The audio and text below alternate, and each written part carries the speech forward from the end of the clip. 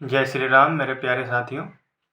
ये वीडियो उन लोग के लिए है जो कि नीट 26 देना चाह रहे हैं, यानी कि अभी वो 12th में हैं या फिर ड्रॉपर हैं, तो उनके लिए ये वीडियो कुछ ज़्यादा इम्पोर्टेंस रखता है।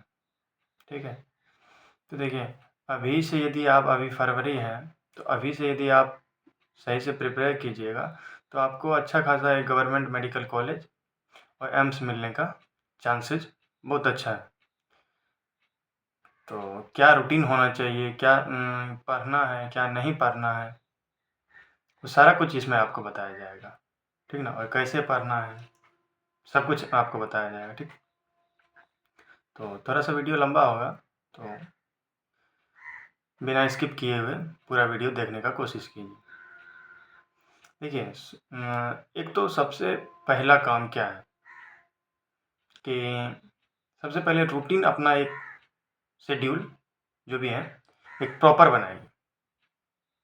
कितने घंटे सोने हैं हमें और कितने घंटे कौन काम करने हैं, उसका एक प्रॉपर एक चार्ट रहना चाहिए। ठीक ना, एक प्रॉपर रूटीन बनाइए। देखिए, मेरे हिसाब से जैसा हम लोग भी पढ़ते थे तो 6 घंटे की नींद एकदम मिनिमम 6 घंटे की, वो एकदम ज़रूरी ही ज़रूरी है। और 8 घंटे से ज़्यादा कभी सोना नहीं। ठीक है, 8 घंटे से ज़्यादा यदि सो रहे हैं तो फिर दिक्कत हो जाएगा, आपका सिलेबस कंप्लीशन नहीं होगा, बैकलॉग हो जाएगा।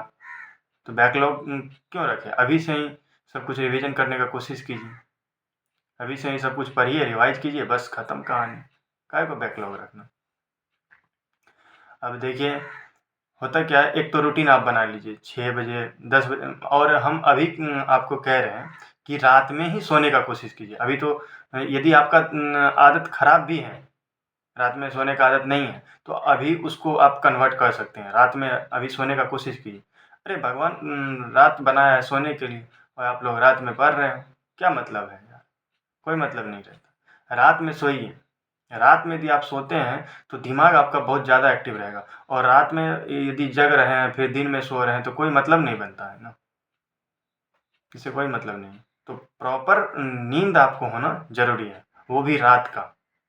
ठीक है, तो रात में 10 बजे सोइए तो 4 बजे 4:30 बजे तक आप जग सकते हैं। 4:30 हम 6 घंटे नहीं 6.5 घंटे कर दिए, तो ये वाला जो रूटीन है 10 से लेकर 4:30 बजे तक ये सोने का टाइम, ये आपका फिक्स पूरा नीट 26 तक रहना चाहिए। एग्ज़ाम दे रहे हैं तब तक, ये नहीं कि आज टेस्ट आ गया तो आज कुछ ज़्यादा पढ़ लेते हैं, नीट का मॉक टेस्ट है, कल एग्ज़ाम है, बहुत ज़्यादा पढ़ लेते हैं, ऐसा कुछ नहीं करना है। ये रूटीन आपका फिक्स रहना चाहिए। 10 बजे से 4:30 बजे तक सोए, उसके बाद आधा घंटा एकदम फ्रेश हो गए। ठीक है, फिर उसके बाद आधा घंटा आपका टाइम मिला तो उसमें आपको क्या करना है, उसमें आपको कुछ योगा करना है, मेडिटेशन करना है, थोड़ा सा घूम लेना है। अभी भी हम घूम रहे हैं, थोड़ा सा वॉकिंग बाहर एक बार घूम लेना है सुबह में। ये चीज़ें जो है आपको एग्ज़ाम तक करनी है। एक 6.5 घंटे की नींद, उसके बाद आधा घंटा करीब एक्सरसाइज योगा वगैरह ये सब कर सकते हैं। कपालभाति हो गया, अनुलोम विलोम हो गया, दिमाग एकदम शांत रहेगा। भ्रामरी कीजिए, ये सब दिमाग को एकदम सही रहेगा। अब उसके बाद आपका रूटीन आ जाता है पढ़ने वाला। तो उसके बाद जो भी आपका, जैसे अब कोचिंग, बहुत सारे लोग कोचिंग ज्वाइन किए होंगे, तो ऑनलाइन कुछ पढ़ते होंगे, कुछ ऑफलाइन पढ़ते होंगे, तो कुछ लोग कोचिंग नहीं भी ज्वाइन करें। तो कोचिंग यदि नहीं ज्वाइन किए हैं तो हम ये आपको कहेंगे कि थोड़ा सा ज्वाइन करने का कोशिश कीजिए, कोई ना कोई। हम किसी एक पे नहीं कहेंगे कि ये वाला कोचिंग ज्वाइन कर लीजिए वो। तो कोचिंग यदि ज्वाइन करते हैं तो टीचर आपको अच्छे से गाइड कर सकते हैं। हम तो बस बता देंगे कैसे क्या करना है और क्या पढ़ना है नहीं पढ़ना है, वो सारा कुछ बता नहीं सकते ना, क्योंकि मेरा भी तो एमबीबीएस का सिलेबस है, वो भी पढ़ना है, सारा कुछ बता नहीं सकते। तो इसलिए आपको एक कोचिंग तो ज्वाइन करना ही पड़ेगा। एंड यदि नहीं भी करते हैं तो थोड़ा सा प्रॉब्लम होगा, यूट्यूब से पढ़ लीजिए, इधर उधर से पढ़ लीजिए, तो उससे भटकने से अच्छा है। काफ़ी सस्ता भी रहता है, ऐसा नहीं है कि बहुत ज़्यादा महंगा है, ऐसा कुछ नहीं। तो कोचिंग यदि ज्वाइन कर लेते हैं तो 6 घंटे आपके कोचिंग में निकल जाते हैं। उसके बाद जो एक तो सुबह में पढ़ लिए आप जो भी पढ़ना है, उसके बाद कोचिंग कर लिए, या फिर किसी का हो सकता है सेकंड यानी कि मॉर्निंग वाला नहीं, ये इवनिंग बैच वाला कोचिंग है, तो उसमें तो उस हिसाब से अपना पढ़ाई कीजिए, ठीक है। ये नहीं कि इवनिंग वाले बच्चे क्या करते हैं, जिसका 1 बजे से कोचिंग रहता है, वो पूरे रात भर पढ़ते रहते हैं और दिन में सो जाते हैं। उसके बाद 2 बजे, 1 बजे, 12 बजे जग के बस अपना कोचिंग चले जाते हैं। ऐसा नहीं करना। यदि आपका रात ये मॉर्निंग आफ्टरनून में भी कोचिंग है तो ऐसा नहीं करना है। ऐसा करने से प्रॉब्लम हो सकता है। तो ये एक तो प्रॉपर रूटीन हम आपको बता दें, इतना करना ही करना। उसके बाद आप कोचिंग से आते हैं तो जो वहाँ पे कराया गया है वो तो रिवाइज करना है, ठीक है। एक तो एनसीईआरटी सबसे पहले खरीद लीजिए, फिजिक्स, केमिस्ट्री, बायोलॉजी सारा एनसीईआरटी का, और नया वाला खरीदिएगा, पुराना खरीदने का कोशिश नहीं कीजिएगा कि कुछ पैसे बचाने के चक्कर में। तो नया एनसीईआरटी जो अभी लेटेस्ट आया है वो एनसीईआरटी खरीद लीजिए और उसके हिसाब से तैयारी अपना शुरू कीजिए। अब देखिए एनसीईआरटी तो बच्चे खरीद लेते हैं, फिजिक्स का भी एनसीईआरटी, केमिस्ट्री का भी एनसीईआरटी, बायो तो पढ़ लेते हैं, फिजिक्स पढ़ने में दिक्कत होता है, केमिस्ट्री पढ़ने में भी थोड़ा सा दिक्कत होता है। अब देखिए फिजिक्स में क्या पढ़ना है आपको। देखिए फिजिक्स में मेनली ऐसे तो सारे कंसेप्ट जितने होते हैं आपको टीचर्स बता देंगे, स्टेटमेंट वाइज क्वेश्चन, इधर के असर्शन रीजन क्वेश्चन वो भी आते हैं। तो फिजिक्स में एनसीईआरटी का स्टेटमेंट वाइज क्वेश्चन कुछ आते हैं, तो उसके लिए क्या करें। उसके लिए आपको फिजिक्स का जो भी प्रीवियस ईयर का क्वेश्चन बैंक आया है तो उसमें जो स्टेटमेंट वाइज क्वेश्चन है तो उसके हिसाब से जो आपका वो है, क्या कह रहे हैं, वो जो कंसेप्ट दिया गया है एनसीईआरटी में, तो वो कम से कम वो तो पढ़ना ही है। उसका समरी में जो लिखा हुआ है वो भी पढ़ना है और वो समझना भी है, क्योंकि अभी आपके पास टाइम है। और पॉइंट्स टू पॉइंटर जो लिखा है वो भी आपको पढ़ना समझना है। ये आप कर सकते हैं क्योंकि आपके पास अभी भरपूर मात्रा में टाइम है, तो इतना करने में आपको प्रॉब्लम नहीं होगा, ठीक। इतना जो भी चैप्टर फिजिक्स का मान लीजिए रोटेशनल मोशन या फिर केटीजी स्टार्ट हुआ, तो एनसीईआरटी में उसका क्या कंसेप्ट है, समरी में क्या सब लिखा हुआ है और पॉइंट्स टू पॉइंटर में क्या सब लिखा हुआ है, वो सारे पॉइंट आपको ए टू जेड क्लियर रहने चाहिए। क्वेश्चन वहाँ से भी बनते हैं, ठीक। क्वेश्चन उधर से भी बनते हैं, तो वो सब पॉइंट यदि क्लियर होते हैं तो आप एग्ज़ाम में बहुत अच्छा कर सकते हैं। और जब क्लास में चैप्टर हो रहा हो तो आपको देखिए एक्सटर्नल क्या सब करना है। एक तो ये स्टेट में ये कह रहे हैं क्वेश्चन के लिए, आपको क्वेश्चन प्रैक्टिस के लिए एक तो वहाँ पे तो जो भी स्टडी मटेरियल देगा वो तो देगा ही। उसके बाद आपको एनसीईआरटी का एग्जाम्पलर खरीदना है, और एनसीईआरटी एग्जाम्पलर में देखिए क्वेश्चन किस लेवल के रहते हैं। एक क्वेश्चन रहता है एमसीक्यू, मल्टीपल चॉइस क्वेश्चन, और उसके बाद दूसरा लेवल का क्वेश्चन होता है more than one option correct, ठीक है। तो देखिए एग्जाम में मेनली आते हैं एमसीक्यू, ठीक है, वो एक जो करेक्ट रहता है, और मोर देन वन करेक्ट वो एग्जाम में जनरली नहीं आते हैं। लेकिन अभी आपके पास टाइम है तो दोनों करने का कोशिश कीजिएगा, ठीक ना। और एग्ज़ाम से पहले एग्ज़ाम यदि आने वाला हो तब उस पे ज़्यादा वो एमसीक्यू बस वन वन जिसका ऑप्शन करेक्ट हुआ उस पे ज़्यादा ध्यान देना, ठीक है। अब देखिए क्वेश्चन तो कर लेते हैं सब लोग, वो करना है। और अच्छा देखिए एनसीईआरटी जब लोग करते हैं तो कुछ ज़्यादा अप्रिशिएट हो जाते हैं, एनसीईआरटी एक्सरसाइज के भी क्वेश्चन करने लगते हैं। तो एनसीईआरटी एक्सरसाइज का क्वेश्चन कौन करना है नहीं करना है, उसमें बहुत सारे क्वेश्चन ऐसे दे रखे हैं जो कि नीट में कभी आ ही नहीं सकता, बहुत लेंदी टाइप के क्वेश्चन है, तो उस सब क्वेश्चन को नहीं करना है। देखिए जिस क्वेश्चन में आपको 5 मिनट 6 मिनट से ज़्यादा टाइम लग रहा है, मतलब वो क्वेश्चन नीट में नहीं आना है, ये जान लीजिए। वो क्वेश्चन नीट में आएगा ही नहीं, तो फालतू का उस क्वेश्चन को करके कोई फ़ायदा नहीं। अब देखिए अभी से आपको शॉर्ट नोट्स बनाना है, शॉर्ट नोट्स का प्रिपरेशन अभी से करना है, और यदि अभी नहीं कीजिएगा तो बाद में थोड़ा सा पछता सकते हैं, क्योंकि एग्ज़ाम का जब 1-2 महीना बचता है तो शॉर्ट नोट्स ही हमको काम आते हैं। देखिए एक सीक्रेट टिप्स बताते हैं आपको कि एग्ज़ाम के जब 10 दिन बचते हैं तो बच्चे पागल हो जाते हैं, क्या पढ़े नहीं पढ़े, उसके लिए हम आपको बता रहे हैं कि अभी से उसका प्रिपरेशन करें। हम जब थे तो हम क्वेश्चन बैंक बनाए थे, खुद का बनाए थे वो। देखिए खुद का क्वेश्चन बैंक में क्या था मेरा, फिजिक्स और फिजिकल केमिस्ट्री का इसका तो होना ही चाहिए, और दूसरे का तो हम नहीं कह सकते हैं।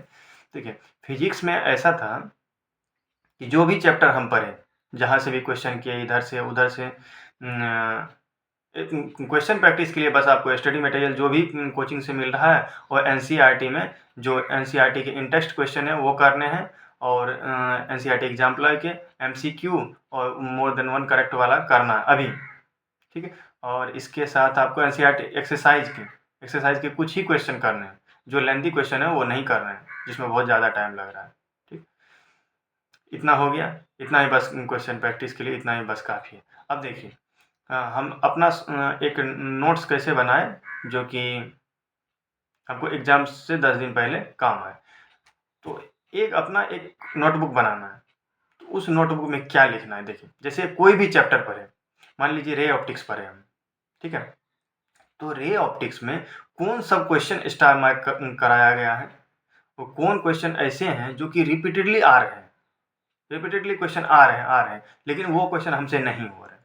तो उस टाइप के क्वेश्चन उस कॉपी में लिखना है, उस कॉपी में क्वेश्चन भी लिखना है। देखिए, बच्चे क्या करते हैं कोचिंग में भी, कि सर बताते हैं कि इस चैप्टर का, मान लीजिए चैप्टर 4 का क्वेश्चन नंबर 6 देख लो मॉड्यूल में, और 6 लिख दो, और उसके बाद अपना सॉल्व करो।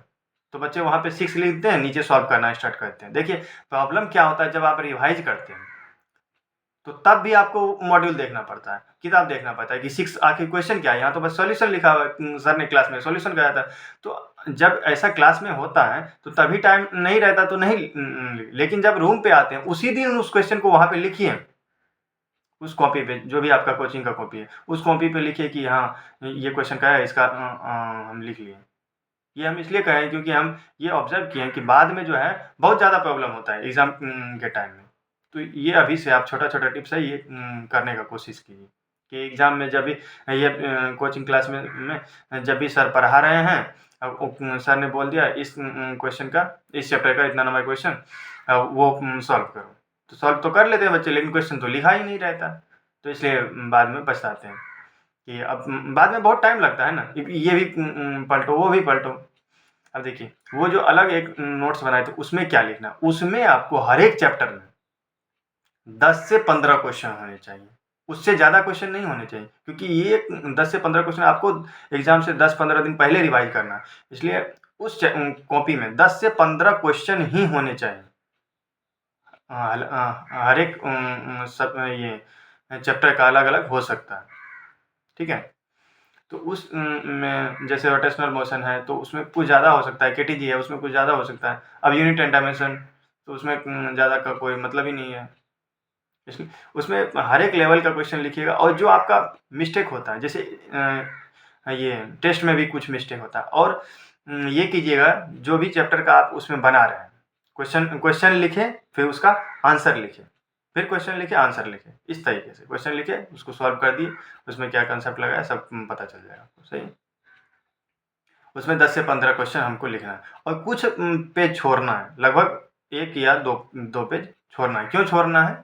क्योंकि देखिए, होता ये है कि टेस्ट तो अब अभी से टेस्ट शुरू हो जाएगा आप लोग का, अभी से 10-15 दिन के बाद जो भी है शुरू हो जाएगा। तो बच्चे करते क्या हैं कि वो जो क्वेश्चन वहाँ पे जो 10-15 क्वेश्चन आप बनाए हैं, ये वाला जो मेथड बता रहे हैं आपको कि अलग से अपना नोट्स बनाने का, ये बहुत कम लोग करते हैं, बहुत ही कम लोग, ठीक ना। तो वो जो आप 2 पेज छोड़े हैं, तो कोई टेस्ट में क्वेश्चन ऐसा हो गया कि हाँ ये क्वेश्चन जो है इम्पोर्टेंट है, इसमें हम बार बार गलती करते हैं, वो क्वेश्चन उस पर लिख लीजिए, क्वेश्चन लिखिए, उसका पे एक्सप्लेनेशन लिखिए, इस तरीके से ये सही रहता है। और ये यदि आप चीज़ कर लेते हैं, बहुत बड़ा चीज़ होता है, क्योंकि आप खुद का क्वेश्चन लिखें, खुद का एक्सप्लेनेशन लिखें, तो एग्ज़ाम से 10-15 दिन पहले यदि आप उसको रिवाइज़ कर लें, आपको बहुत ज़्यादा कॉन्फिडेंस मिलता है। समझ में आया ना? अब देखिए, ये फिज़िक्स और फिज़िकल केमिस्ट्री के लिए आप कर लिए। अब ऑर्गेनिक, इनऑर्गेनिक और क्या कहते हैं, इधर बायो के लिए तो आपको पढ़ना है एनसीईआरटी, तो उसमें कुछ है ही नहीं। देखिए, होता ये है कि बच्चे फिजिकल केमिस्ट्री का बात कर रहे हैं, फिजिकल केमिस्ट्री में तो सब कुछ पढ़ते हैं, लेकिन एप्लीकेशन से भी क्वेश्चन आ जाते हैं, तो वो बच्चे छोड़ के रखते हैं। तो शॉर्ट नोट्स यदि बनाए तो एप्लीकेशन का भी विशेष रूप से ध्यान रखिएगा, ठीक है। और इसमें फिजिकल केमिस्ट्री में इधर इलेक्ट्रोकेमिस्ट्री का हम बात करें, उसमें कुछ यूनिट डायमेंशन वगैरह का ध्यान रखना है, कहाँ क्या गलती करना है। और एक अपना सिली मिस्टेक बुक बनाना है, कॉपी बनाना है एक छोटा सा, उसमें आपको हर एक गलती लिखना है कि किस टेस्ट में आपने किस गलती को दोहराया, इससे आपका सिली मिस्टेक कम होगा। जैसे आप फॉर एग्जांपल मान लीजिए यूनिट एंड डायमेंशन, ये इलेक्ट्रोकेमिस्ट्री का क्वेश्चन आया, उसमें कंडक्टिविटी का कुछ डायमेंशन पूछ रहा है, आप सोच कुछ और रहे हैं, रेसिस्टिविटी सोच ली, उसका डायमेंशन आप वहाँ पे कलेक्ट यूनिट आप वहाँ पे टिक कर दी और वो गलत हो गया। तो क्यों गलत हुआ? क्योंकि क्वेश्चन में लिखा हुआ था कंडक्टिविटी और आपने जवाब दिया रेसिस्टिविटी। तो ये बात उस सिली मिस्टेक बुक में लिखना है कि क्वेश्चन सही से हमने नहीं पढ़ा, कंडक्टिविटी बताना था लेकिन हमने रेसिस्टिविटी समझ लिया। तो ये वाला चीज़ जो है सिली मिस्टेक, ये आपको बहुत ज़्यादा काम देगा। ये बुक सिली मिस्टेक को रिमूव करने के लिए, क्योंकि आप बार बार देखिएगा कि कौन सा गलती की, कहीं पे प्लस में की जगह माइनस आ जाता है, तो वो आपको लिखना पड़ेगा। यहाँ इस क्वेश्चन में हमने माइनस भूल गए थे, प्लस भूल गए थे, प्लस करना भूल गए थे, क्रॉस मल्टीप्लाई करना भूल गए थे हम। तो ये छोटी छोटी चीज़ें, ये उस कॉपी पे लिखना है। और एग्जाम जब भी मॉक टेस्ट हो, मॉक टेस्ट से 1-2 घंटे पहले उस कॉपी को रिवीजन करना है, सिली मिस्टेक वाले बुक को, उस कॉपी को रिवीजन करें। इसमें हम क्या क्या गलती किए थे, बायो में कहीं पे कुछ पूछा था, कहीं पे कुछ पूछा, और टेस्ट पेपर जब आए तो उसका अच्छे से टेस्ट पेपर को ऐसे अटेम्प्ट करने। हम सिली मिस्टेक का एक अलग से बनाए भी हैं वीडियो, तो आपको हो सकता है डिस्क्रिप्शन में हम दे दें उसका लिंक, ठीक है। सिली मिस्टेक इस तरीके से रिमूव हो सकता है। सिली मिस्टेक बुक बना लिए, एक अलग अपना पर्सनल बुक कॉपी बना लिया फिजिक्स और फिजिकल केमिस्ट्री के लिए, जिसमें कि आप अपना हर एक चैप्टर का 10 से 15 क्वेश्चन लिखिएगा, वो आपको काम देगा। इतना हो गया, इतना कर लिए। अब देखिए और टेस्ट भी दे रहे हैं लगातार, टेस्ट में जो गलती हो रहा है उस गलती को उस सिली मिस्टेक बुक पे भी लिख रहे हैं, और इधर ये क्या करें, इस कॉपी पे भी एक जो फिजिक्स और फिजिकल केमिस्ट्री का अलग से बनाए थे उस पर भी आप लिख रहे हैं कि हाँ ये सब गलती हुआ था। तो एक आध क्वेश्चन जो मतलब आपको लग रहा है कि हाँ नीट में आ सकते हैं, तो वो क्वेश्चन उस पर लिखिए। नीट में कौन से क्वेश्चन आ सकते हैं, वो प्रीवियस ईयर का क्वेश्चन सॉल्व कीजिएगा, आपको खुद ब खुद आइडिया आ जाएगा कि हाँ ये क्वेश्चन आ सकते हैं, ठीक। फिजिकल केमिस्ट्री में तो जो भी वहाँ पे आपको कराया जाएगा वो करना है। और फिजिकल केमिस्ट्री में भी एनसीईआरटी एग्जाम्पलर लेना है आपको, और एनसीईआरटी एग्जाम्पलर के जो क्वेश्चन हैं, सारे क्वेश्चन नहीं करने हैं, तो जो भी एमसीक्यू बेस्ड क्वेश्चन है कम से कम वो सॉल्व कर लेना है। देखिए एक ऐप आता है, हम इस ऐप का स्पॉन्सर नहीं कर रहे हैं, ठीक है, हम खुद फॉलो किए थे इसको, तो हमको कुछ बेनिफिट हुआ था। नीट प्रेप का है, तो टारगेट बैच लिए थे, तो ठीक रहता है, कम प्राइस में पड़ता है। तो उसमें क्वेश्चन बहुत ज़्यादा है प्रैक्टिस करने के लिए, एनसीईआरटी बेस्ड है। एनसीईआरटी का एग्जाम्पलर का रहेगा, एनसीईआरटी स्टेटमेंट वाइज रहेगा, सब सारा क्वेश्चन रहता है, लेकिन उसमें भी सारा क्वेश्चन करने का ज़रूरत नहीं है। हालांकि अभी टाइम है तो बहुत कर सकते हैं। देखिए जब शुरुआत होता है तो बच्चे सोचते हैं ये भी करेंगे, ये भी करेंगे, ये भी करेंगे, बहुत सारा फॉलो करते हैं एक एक चैप्टर में, यहाँ का भी पढ़ लेते हैं, वहाँ का भी पढ़ लेते हैं। ज़रूरी नहीं है, लिमिटेड सोर्स से पढ़िए। लिमिटेड सोर्स क्या है, जो भी आपको कोचिंग में जो भी आपको सर पढ़ा रहे हैं वहाँ के स्टडी मटेरियल से जो भी हो गया तो उतना तो कर लिए। वहाँ पर भी बहुत सारे स्टडी मटेरियल में ऐसे चीज़ दिए जाते हैं जिसका नीट से कोई नाता ही नहीं है, इस लेवल के क्वेश्चन भी आते हैं उसमें, तो उस लेवल के क्वेश्चन आपको नहीं करने हैं, ठीक ना। इतने हाई हाई लेवल के क्वेश्चन आते हैं कि दिमाग ख़राब हो जाता है। शुरू में बच्चे पढ़ रहे हैं, शुरू में अभी जब तैयारी करते हैं लोगों में जोश रहता है कि फाड़ देंगे साले को एकदम से, सारा क्वेश्चन सॉल्व कर देंगे। तो सारा क्वेश्चन सॉल्व उससे मतलब नहीं है ना, हर एक चैप्टर में वो होना चाहिए। तो हर एक चैप्टर में आपको क्या करना है, वो जो भी आपके टीचर नोट्स जो बताए हैं उसका सॉल्व करना है, उसको रिवाइज करना है। नोट्स जैसे ही आप आए रूम पे तो उस नोट्स को रिवाइज करना है, उसमें जो क्वेश्चन कराए हैं वो, और जो मॉड्यूल है या फिर कोई स्टडी मटेरियल दिया जाता है उसका सॉल्व करना, और एनसीईआरटी करना। बस इतना ही काफ़ी है नीट के लिए, इससे ज़्यादा नहीं करना है कि दूसरा बुक कोई लोग कर रहे हैं तो हम भी वो कर लेते हैं, एस सी वर्मा कर रहे हैं, कोई ये बुक भी कर रहे हैं, नहीं, ज़रूरी नहीं है।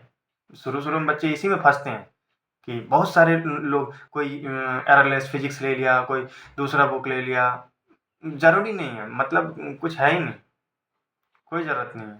नीट में सिलेक्शन चाहिए ना, कोई मतलब नहीं है उस जो आपके स्टडी मटेरियल जो उधर है तो उसी से हो जाना है।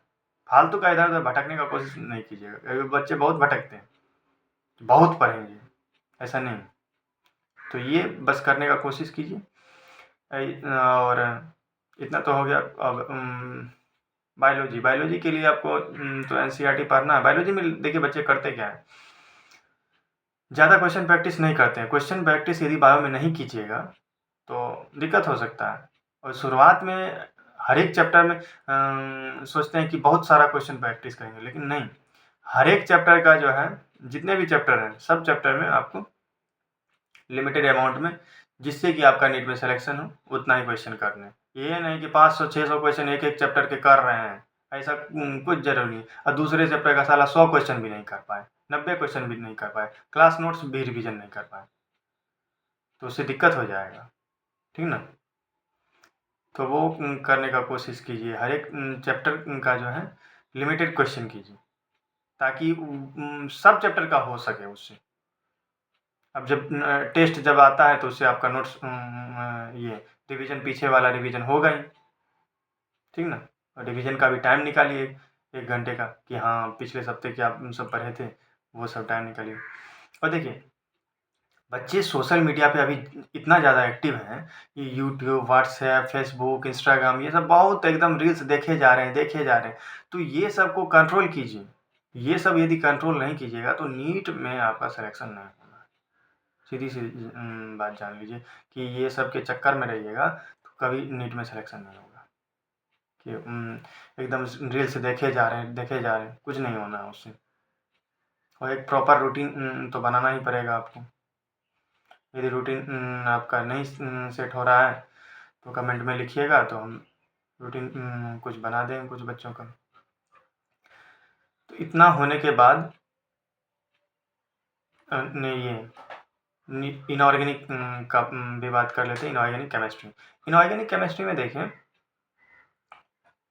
बच्चे बहुत याद करते हैं। हालांकि याद करना भी ज़रूरी है कुछ कुछ जगहों पर, और सारा कुछ याद करना ज़रूरी नहीं है। अब कुछ एप्लीकेशन है, वो याद रहेगा आपको तभी होगा, ठीक ना? याद यदि नहीं रहता तो कुछ नहीं हो सकता, उसमें कुछ समझना नहीं। इनऑर्गेनिक केमिस्ट्री में एक्सेप्शन भी बहुत ज़्यादा रहते हैं, तो इनऑर्गेनिक केमिस्ट्री में आपको बार बार रिवीजन करना पड़ेगा और कुछ नहीं। बार बार पढ़ना पड़ेगा, बार बार कंसेप्चुअल चीज़ को देखना पड़ेगा, कहाँ क्या है नहीं है। एनसीईआरटी तो पढ़ना ही पड़ेगा, और ऑर्गेनिक के लिए आपको एनसीईआरटी पढ़ना ही पढ़ना है। एनसीईआरटी का हर एक पॉइंट लगभग आपको आ जाने चाहिए ऑर्गेनिक का, क्योंकि स्टेटमेंट वाइज क्वेश्चन एनसीईआरटी से ही बन रहे हैं, तो वो तो आपको आना ही चाहिए।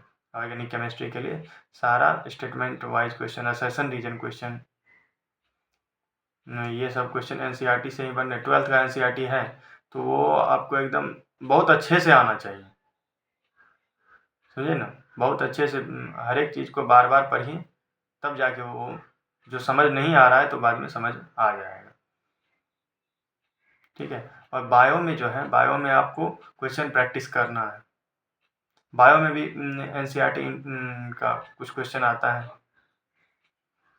एनसीईआरटी एग्जाम्पलर का, तो वो भी क्वेश्चन आप कर सकते हैं। हालांकि आप नीट प्रेप का यदि टारगेट बैच ले लेते हैं तो उसमें आपको क्वेश्चन प्रैक्टिस के लिए एनसीईआरटी का मिल जाएगा। उसमें भी बहुत सारे क्वेश्चन ऐसे हैं, हम भी बता रहे हैं, हम भी किए हैं तो हमको पता है क्या होता है उसमें। देखिए उसमें क्वेश्चन जैसे हम कह रहे थे कि आपको ये एनसीईआरटी एक्सरसाइज के सारे क्वेश्चन नहीं कर रहे हैं, तो उसमें ऐसे ऐसे भी क्वेश्चन दे रखे हैं स्टेटमेंट वाइज बना के, तो ज़रूरी नहीं है उतना लेंदी क्वेश्चन आएगा ही नहीं। तो यदि हो सकता है तो सॉल्व करने का कोशिश कीजिए, यदि टाइम बच रहा है तो। नहीं तो ज़रूरी नहीं है कि सारा क्वेश्चन एनसीईआरटी के एक्सरसाइज का करें। जो क्वेश्चन आपसे 1-2 मिनट में हो जा रहे हैं तो वो क्वेश्चन नीट में आना है। 5 मिनट से ज़्यादा टाइम लग रहा है, सर को भी टाइम लग रहा है, कुछ ज़्यादा कैलकुलेशन है, 4-5 स्टेप 10 स्टेप का है, ये निकालो फिर वो निकालो फिर वो निकालो, तब वो क्वेश्चन नहीं आना है। कैलकुलेशन बहुत ज़्यादा है, तो इसका मतलब वो क्वेश्चन नहीं आना है। नीट में बस इतना ही कीजिए कि जो भी क्वेश्चन तुरंत हो जा रहे हैं वो क्वेश्चन कर लेना, और बायो में आपको क्वेश्चन प्रैक्टिस तो करना ही है। क्यों करना है? क्योंकि होता ये है, बच्चे उनको पता रहता है कि हाँ, बायो में तो ऐसा है कि याद रहेगा तो हो जाएंगे क्वेश्चन। ये बात नहीं, याद होगा तो वो तो है ही कि बायो में आपको याद रहना चाहिए, कंसेप्ट क्लियर रहना चाहिए। कुछ क्वेश्चन ऐसे आते हैं, बायो का ही बात कर रहे हैं, तो याद रहने से कोई मतलब नहीं है, इस तरीके से आपको फंसा देगा। कंसेप्ट क्लियर रहना चाहिए जेनेटिक्स का, मेनली जेनेटिक्स में बहुत सारे क्वेश्चन इस तरीके से आएंगे कि आपको समझ ही नहीं आएगा, ठीक ना, समझ ही नहीं आ पाएगा कह क्या रहा है, ये पूछना क्या चाह रहा है। इसलिए आपके लिए इम्पोर्टेंट है कि आप क्वेश्चन प्रैक्टिस कीजिए बायो में, इससे आपका वो कंसेप्चुअल क्वेश्चन भी सही से हो जाएंगे। चलिए ठीक है, इतना फॉलो कीजिए बस, इससे नीट में सिलेक्शन हो जाएगा। और कभी निराश मत होइए, टेस्ट में यदि नंबर कम भी आ जाते हैं तो उस पर काम कीजिए कि क्या गलत क्या हुआ, किस कारण छूटा क्वेश्चन, क्यों नहीं नंबर आ रहे हैं। निराश हताश नहीं होना, एकदम खुश रहिए, मस्त रहिए, कोई टेंशन नहीं। ठीक है, thanks for watching my video.